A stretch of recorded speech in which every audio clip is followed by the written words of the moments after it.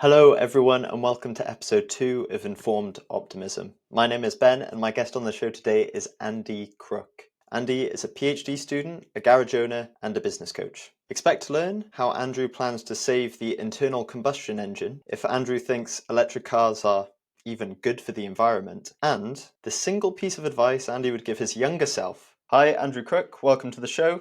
Hi, great to be here. So, Andrew, what is your mission? Well, it depends what hat I'm wearing, Ben.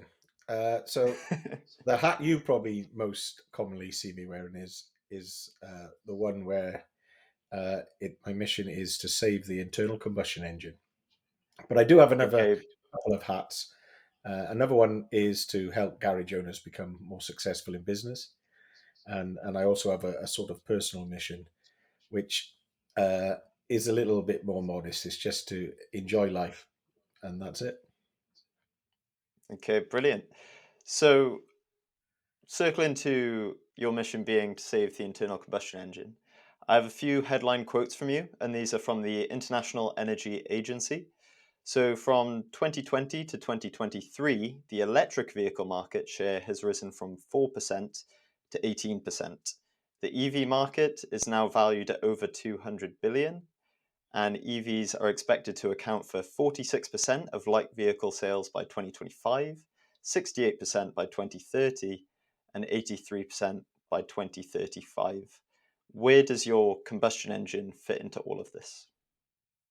It's very much a horses for courses approach, I believe. I think some of those figures are overinflated. If you have a look at how the market is right now, it's actually slowing down. Okay, so that brings us on to our next question quite nicely. I know you've given me some advice on what car you think I should buy. I know you're a bit of a petrol head and you're a garage owner and you're a PhD student in sustainable fuels. What are your top three cars that you think a 20 something year old should buy in 2025 and why? Well, it's a great question, Ben. So it would depend very much so on budget, Mm. because that would dictate everything. Shall we say budget's no option, or Mm. is budgets are unlimited? Let's Then do a cheap, medium, and unlimited. well, unlimited. Well, we'll obviously have to buy some sort of supercar with me, but realistically, uh, so depending on the use case. So if you're in and around town a lot, then any of the newer small electric cars will probably be absolutely fine. There's very Mm. little to go wrong, and as long as you've got access to charging, you've got no problem whatsoever with that. So that would Mm. be sort of a new car, and and literally any of the ones you look at. If you're um, unlimited budget, I'd probably go with a Cupra Born, something like that, because they look Got you. cool. They're probably hip and trendy for the younger generation. Plenty of poke, plenty of range, and will do the job absolutely fine. So a bit weird coming from someone who wants to save the internal combustion engine, but that is probably a great all round car. Interesting. Okay. If you are in that in a it's sort of in a town or a city, if you need to do longer journeys, then I would suggest this probably fits with the mid price as well. Something hybrid, Mm. and there are plenty of options in around the hybrid space. I like the any of the Toyota hybrids. So Mm. if you need a bit more space, maybe a Corolla. If you don't need quite as much space, a Prius will do the job absolutely fine. But there are other hybrid options. And then if at the lower price point, I would probably go for a small engine petrol vehicle, um, probably avoiding anything with a wet belt. And if your listeners don't know what a wet belt is, then probably go out and do a bit of research. But um, and they're probably to be avoided unless you've got a service history or you've bought it from new. But so if you're at that lower end, I'd probably say a small engine, and believe it or not, something like a Clio, a Okay. small engine Clio. I think they call it the TCE, little petrol turbocharged petrol engine. Nice. Is a great little car at the bottom end of that bracket, if you like. But in all reality, there are very few bad cars being made. Some are just worse than Interesting. others. Got you. Okay, cool. So flipping that on its head now, we've kind of gone through price point, we've kind of gone through what's cool, what's nice, what's quick. So in your opinion, and I know this is a very loaded question, so feel free to take as long as you like. Which car, in your opinion, an EV, a petrol, a hybrid car, sustainable fuel, like whatever you want, which one is the best for the planet? Right, now that's a great question, and it depends on where you're measuring the impact. So um, if if you're listening to this and you're wondering what I mean by that, sort of research LCAs, life cycle assessments or analysis on products, and then look at some of the work that's been done around vehicles and cars in particular. And what you'll find is is that the way the LCA is done will have a major impact on the result.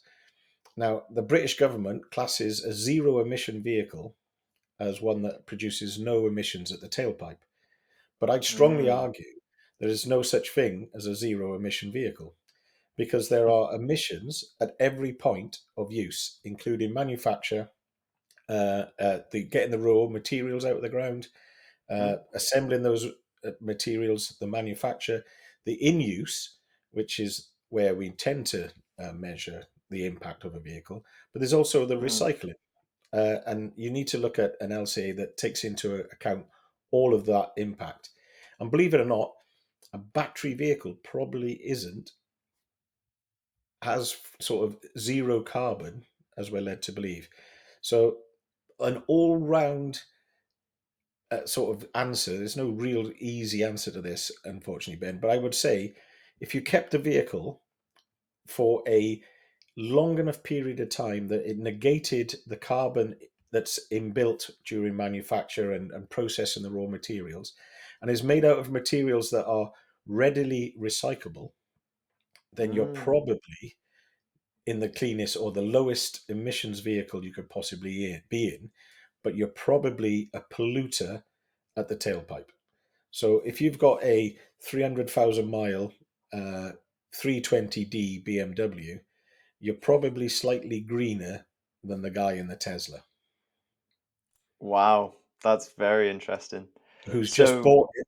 And because so much of that carbon emissions is embedded in the battery. I was gonna say, is it the manufacturer of the battery that's the big bad carbon emitter of a electric vehicle? It's the raw materials, it's accessing the raw Mm, materials, then shipping them around the world, and then making a got battery.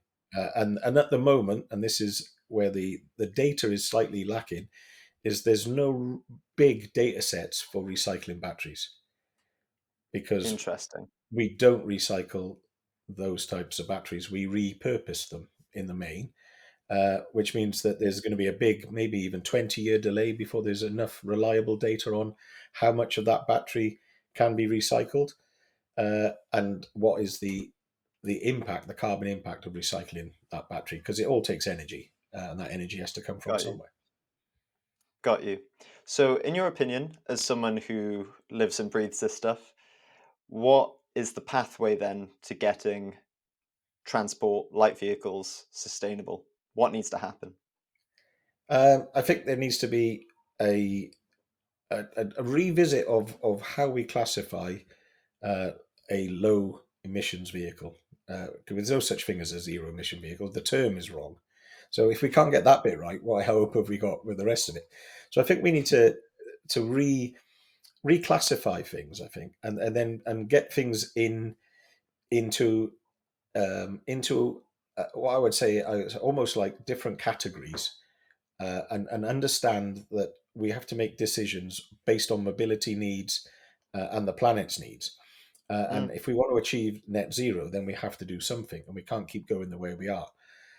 So we have to open our minds to other technologies because the way the majority of Western governments are looking at this as a zero emission vehicle at the tailpipe is prevents other technologies from competing.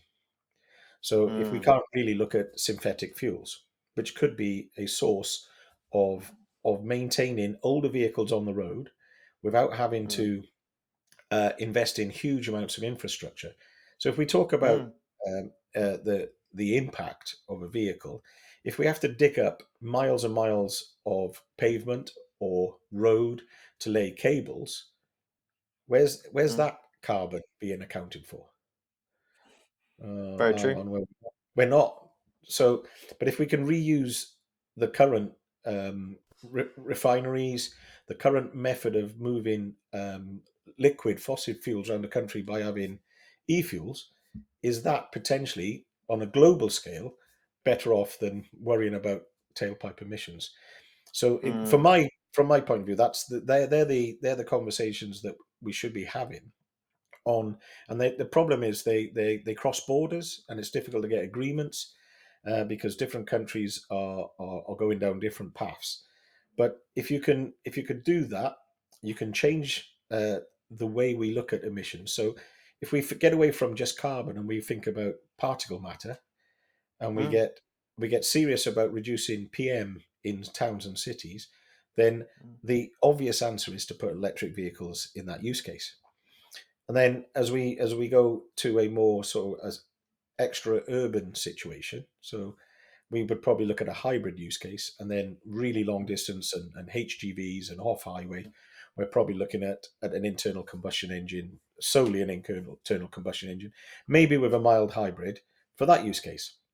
So you Nice. then have you change the categories and how you measure the pollutants based maybe on where they're typically used, and that might Mm, give us a more balanced solution.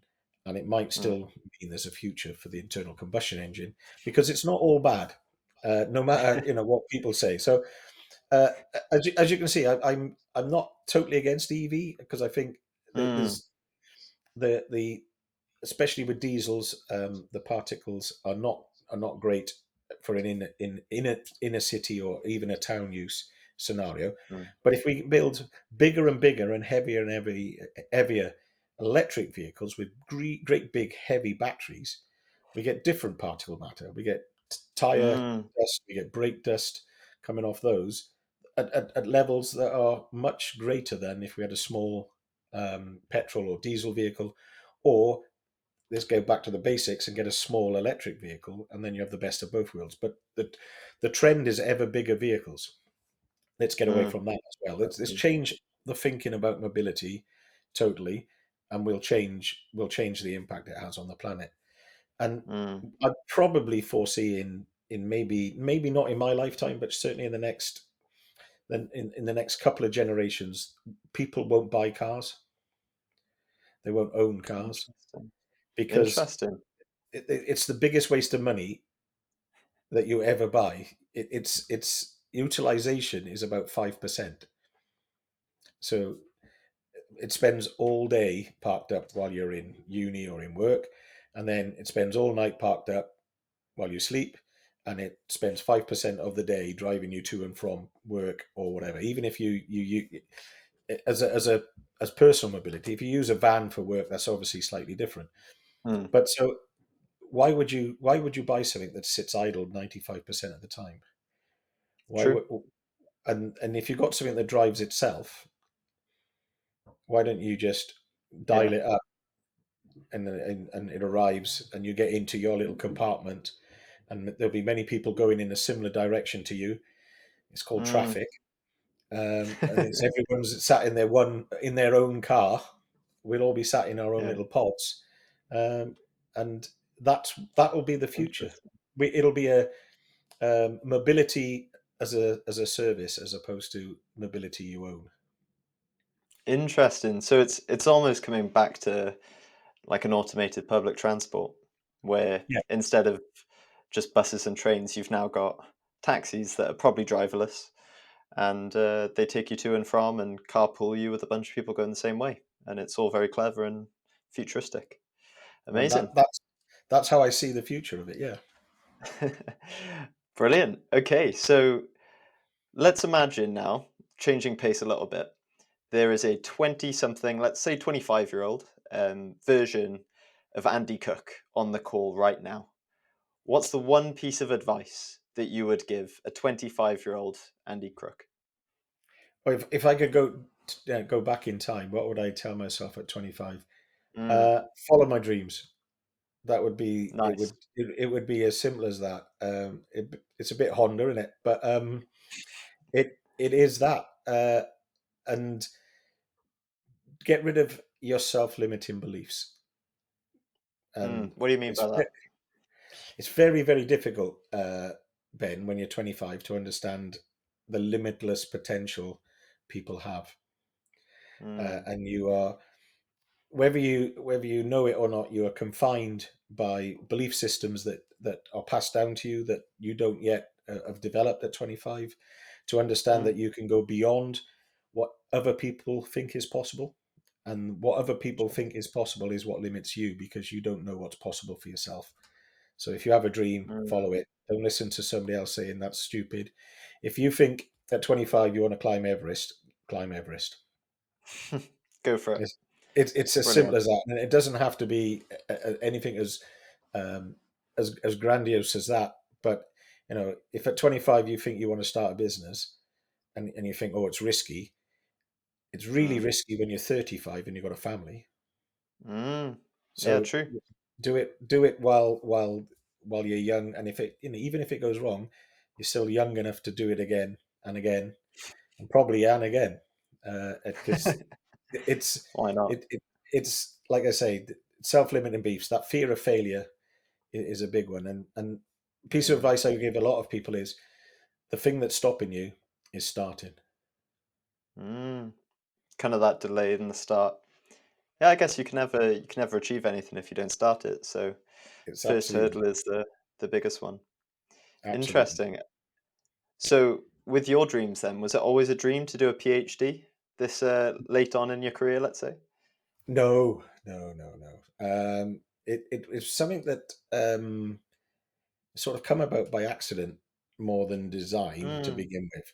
So I'll probably be the least academic person ever to get a PhD if I ever get there, because I didn't do very well in school. So it, I didn't have that academic pathway until much later on in life. Uh, and I set myself a 10-year goal, and as a big audacious goal, a big dream to have, I said, could I do a PhD? At this point, Mm. I didn't even have a degree. Got you. Yeah. So, and I'm slightly older than most people doing it. So Mm. yeah, and that was in 2024. So I did two things. I started my own business, and one of the big goals I set myself in doing that was to the reason for starting my own business was give myself the time freedom to follow other pursuits, other dreams that I had, and one of them was to get a degree, to which then led on to a master's, which then led on to the PhD. So my business partner's partner is a doctor. So, and she sort of challenged me one day when we were chatting, why don't you become a doctor? Right. Like I say, it's more than 10 years ago now, because it was 2020, 2014. So it was 11 years ago. Yeah. Okay. Wow. Wow. So I wanna talk a little bit about how you set goals because I know that's very interesting. But first, before we say that, you mentioned something really interesting. You said you think you'll be the least academic person to ever get a PhD. What would you say to someone who has that limiting belief and thinks, "Ah, I'm not good enough to do a PhD. I don't feel academic enough." What would you say to that person? Um, Identify where you believe that belief emanates from. Where did it come from? If it's a Mm, um, an actual um, real thing whereby you like me, you have, so I have got one O level, so that's GCSEs mm. for sort of other people, newer younger folk. So I have one GCSE, and it's in English literature. Oh, wow. So so I can read, or so school.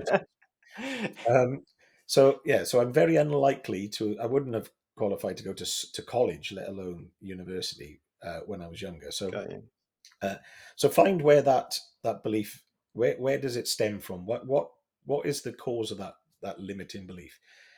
And then Mm, identify your weaknesses and see what you can do to fix them. Because even if you think, all right, I'm not, I know I could never do a PhD. Well, what's stopping you once again is starting, and you've got to start to identify mm. a pathway to get to the end goal, which is a bit, we're sort of crossing over into a bit of goal setting. But if you Yeah. if you know what the end point is, Mm, you now know the journey, the distance you need to travel to get there. So for someone like me, it's a mm. lot further.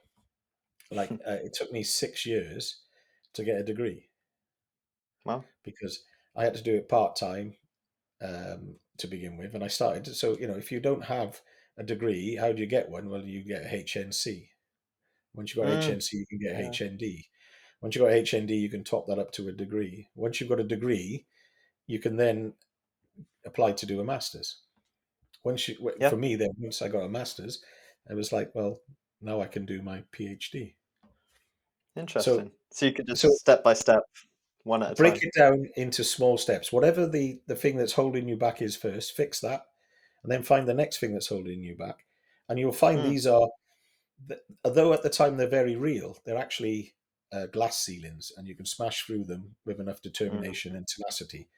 Um, Now, you might find there's a limit to what you can achieve, but as long as you've mm, given it everything, and you're bettering yourself on along that journey, you're still winning. Even if you don't get to the final destination, you've picked the direction of travel in terms of, if it's self improvement or whatever it is you're doing. It doesn't matter mm, what it is, as long as you identify your current situation, the mm, destination, and then you take steps always in that direction. You're mm. making progress, and you're always making progress. Brilliant. Brilliant. One step at a time towards a goal. Brilliant. So, coming back to what you said before, you had a 10-year goal. Now, for someone at 25, that seems like a huge horizon. I was 15 10 years ago. I was doing my GCSEs. How do you attack a goal? You set a 10-year goal, and how do you break that down into those tasks? What are the frameworks that you use to achieve a goal So like that? yeah, so this is an interesting one, and this came about through business really, and it's really difficult when you're young. I was fortunate when I was young. I kind of knew what it was I wanted to do at that stage in my life, and I was living that dream, and I was really enjoying that part of my life. But Mm, worryingly for me, I didn't know what I wanted to do when that finished, mm, and then unfortunate for me, that period of my life finished a little bit earlier than I expected it to, and I was mm, in a bit of a no man's land. And that's when I started looking at different career choices, and I ended up doing some business courses. mm, And one of the things we had to do was this long term planning, and it is incredibly difficult because nobody knows actually what they're going to be doing in 10 years time, because there are so many mm, changes. So it's more like, mm, I always think of planning, it's more like it's your compass, mm, and it's going to set you off in a direction of travel. And it's generally, if you roughly, if you go in, if you're aiming to go north and you're going northwest, you're still going north. If you're going south, you're going away from your goals, not towards them. So I mm, think of it as not an actual pin point in the map, but an area mm, of the map. Think of your long term goal as a general thing. So it doesn't have to be as specific. So for me, it was it was, can I become a doctor? Uh, because it was a challenge 10 years yeah. ago. And then what I learned to do is I look at then that great big long horizon, and I haven't failed because I haven't got there in 10 years. It just means it's taken Mm, me slightly longer than I intended, because my path hasn't been a straight line. So yeah. And your what I do, direction was right. but the direction is roughly there, isn't it? I'm going in that Yeah, direction. So yeah. what I tend to do is I look at then the 10-year goal, because I can't imagine anyone thinking more than 10 years out. Is I break Mm. the 10-year plan into three years. Now I know I didn't do very well at maths in school, but even I know that's nine. Um, So I leave a floating year. So there's a year that where if everything goes wrong, you can write that year off, or you can add it to another a section within your planning process. So, and what I look at is I say, right, so in the next 3 years, what do I need to achieve to get to my 10-year goal? And how I Mm, break that down. So in the first 3 year cycle, what I call goals, my first 3 years goals, I achieve 20% of the 10-year vision. And then in the second mm, 3 year cycle, I achieve 30%. And then in the third planning cycle, I achieve 50% because the work you do at the beginning starts to compound over time, and you get more done the longer you go on. And even if you do something right at the beginning that it was a bit misguided, it wasn't quite you weren't on true north, you were on northwest. It doesn't matter because you've got so much more time to catch up, and and and it doesn't really matter. And how I look at that is the 10-year point for me. I never say, oh, I've got to have got it done by 2024. I'm always thinking 10 years from now, 10 years from now, 10 years from now. So although I break them down into these three-year planning cycles, and that's why I advise people to do in business, mm, it's actually a floating target. So it's never a static goal, unless mm. there is a line in the sand, like you want to retire at say 55, and that's the day you're going to stop working. You have to get it all done by then. But know what? If you retired at 56, it's not bad because True. most people will be retiring at 67, 68. By the time you guys get to retire, probably 70. If Oh you've no, set that yeah. If you set that goal to have enough money, to have time and financial freedom by the time you're 55, and you miss it by a couple of years, oh well, it's no biggie, is it? But having that, I think if you just look at the big goal, it's so big, so audacious, so out there that you never take any steps towards it. But if you look at that and Mm, say, well, if I need 5 million quid by the time I'm 55, and you break that down, you can look at, right, well, in the next 3 years, how much do I need to get? What do I need to do? What would I need to do? So you might pick for the next 3 years, the 20% of getting 5 million quid might be starting your own business, and you give yourself three mm, years to do it. And mm, then in the second planning cycle, you say, right, I've got to get my business to turn over an amount. And then in the mm, third planning cycle, you're gonna do and all of that. You're not going to repeat that work, but you're going to make that business bigger, better, uh, in a way that you can probably sell it at the end of that mm. planning cycle for 10 million, and away you go. It You're sounds done. improbable, isn't it? When you say Yeah, it to yeah. someone, even, and I always say, if you feel nervous telling someone what your 10-year goal is, it's probably just about big enough. Yeah. Yeah, Because it's the thing of if you shoot for the stars, you'll hit for the ceiling. If you aim for the ceiling, you'll probably stay on the floor. So you might yeah, as well aim big and be a bit nervous about it, because then even if you miss it by a couple of years or so, you're still in a very good place. but you still the younger you are, the less, I suppose, aware you are of how much you can achieve in 10 years. Mm, interesting. You know, Interesting. well, Yeah, because if you think of any sort of famous person and think of what they were doing 10 years ago and what they're doing now, and just look at that yeah, true. journey, it's Mm, it's you'll see some absolute massive changes in what they are or what they did and what they now do. mm, true, true. And I guess becoming the person that's able to achieve those goals as well, that's kind of the the the foundation that all of that's built off, I guess. Yeah, Um, the journey is more practically. important than the destination. That's for sure. Mm, okay. Brilliant. Well, I'm gonna end this up with some one-word answers only. So something a bit fun to finish, and then we'll finish up from there. So just for you, most of these are about cars. Okay. So I'll ask you a this or that question, and you just let me know which you prefer. Okay? Do you prefer manual or automatic? Automatic. Really? That's a Yeah. surprise. Okay, Swansea or Cardiff? Rugby or football? uh, Swansea. both. Swansea, okay. Solar or wind? Wind. Wind. On road or off road? On road. EVs or fuel cells? Fuel cells.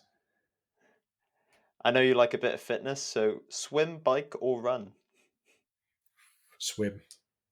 Swim. Soft top or hard top? Hard top.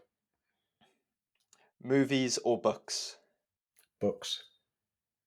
I think I know this one. Coffee or tea? Tea. Tea.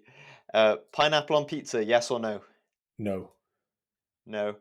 And yes or no, should everyone like, subscribe, and follow the Informed Optimism podcast? Of course they should. Of course they should. Thank you, Andrew. It's been an absolute pleasure to have you on. Where can people keep up to date with your work and your research? With my research, you can check out the Mari NH3 project. That's where most of my efforts end up. With other things, if you want to, I've got some short videos on the subject of sort of net zero for mobility. If you go to gotboost.uk /future fuels, there's a page on my website all about uh, LCAs and the different potential solutions to net zero for mobility. Brilliant. And I'll link that in the show notes and description for anyone who's interested as well. Have you got anything else to add? No, it's just been a pleasure to be on, Ben, and hopefully everyone Oh, enjoyed brilliant. it and they'll get some use out of my 50 odd years on the planet. Brilliant. Thank you so much, Andrew. I'll see you No soon. problem. Take Okay, care. bye. Bye bye.